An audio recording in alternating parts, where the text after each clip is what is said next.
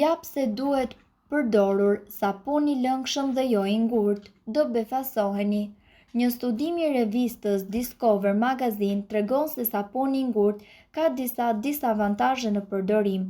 Kështu është zbuluar se sa më shumë përdoret sapuni i ngurtë, aq më shumë do të rriten mundësitë e sulmit nga mikrobet.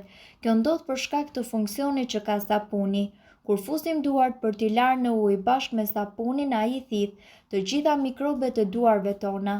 Uji që mbetet në sipërfaqen e sapunit nuk mund t'i largojë të gjitha mikrobet dhe bakteret që mbesin në sapun.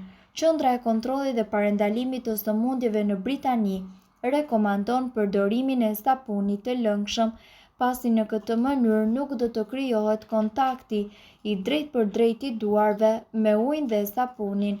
Ndërsa për teorinë, nëse duhet i miksojmë të dyja llojet e sapuneve bashkë, kjo qendër arsyeton se nuk mendojmë se ka ndonjë arsye për t'i përdorur ato të dyja në të njëjtën kohë.